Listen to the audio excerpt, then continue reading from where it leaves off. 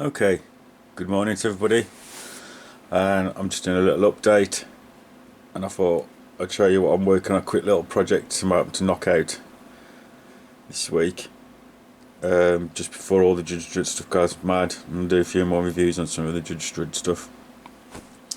But and I thought I'd have a little talk to you about some flesh paints that I'm using at the moment.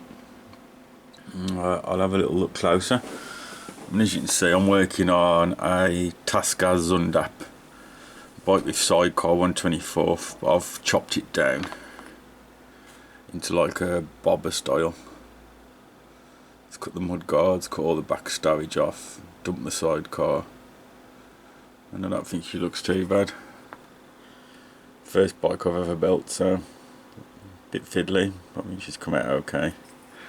And this is a Darkwell creation figure that I sent, but she's a miscast. She was sent out of a miscast stuff along with some of the Judge Dredd stuff for me. The guy asked me if I'd like any of this sort of stuff to do a bit of modelling with Aaron did, so I've just picked her up. She's got a little miscast on her face on one of her eyes, and there's a few little bits and bobs anyway, but I'm not moaning. She was free. She's a nice little mini for me, and she's for my collection, so I'm just getting her painted and just practicing skin. So I'm painting any minis for such a long time, I just needed to get on practicing some flesh work and that. So that's where she's at the moment. She's pretty nice. Even for miscast, she's pretty nice. Like, so the originals, I can imagine the detail on the weapons and a few of the little bits are of a greater, higher quality. I mean, I've looked at the Judge Dredd stuff and they're pretty sick. So, as I said, even for miscast, she's still pretty tidy, she's still usable. And thanks for sending me Aaron, because I think she goes well with my bike.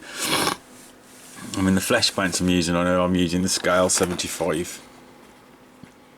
And I've got the Andrea.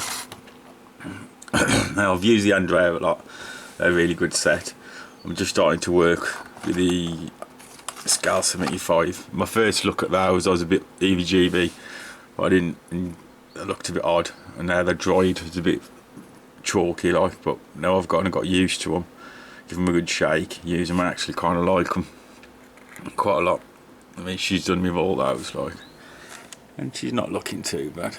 I mean, I'm not the best at painting skin yet, so it's something that I need to practice on quite a lot. But I'm quite happy with those. So I definitely recommend either of these flesh sets. I think they're both good, and you get a little flesh card with them for her to use the products. You get a card with both of the boxes. You get 8 paints in this one and 6 in this one, but they're both very, very good flesh sets. I'd recommend either of them. Do you know what I mean? I'd probably say that one's the easiest one to get to terms with to start, and that one's a little bit more of a different kind of style of paint, which if you're not used to using it, it's going to take you a couple of days to get used to, but you get a very nice finish with both of them. So I highly recommend them. There's the pots that they come in. So I mean, I got these. I think the only place I know these, I've not seen these in England other than Broken Toad stocks them, so I got them from Broken Toad. They're about 17 quid, 18 quid a pop. And those are about sort of a very similar price. But as I said, good paints. If you haven't got a flesh set, I'd recommend either of those. I don't think you can go wrong. Anyway, that's a little bench update. Sitting there chugging away, listening to my good friend Octave from Plate Painted to keep me company while I'm doing a bit of modelling.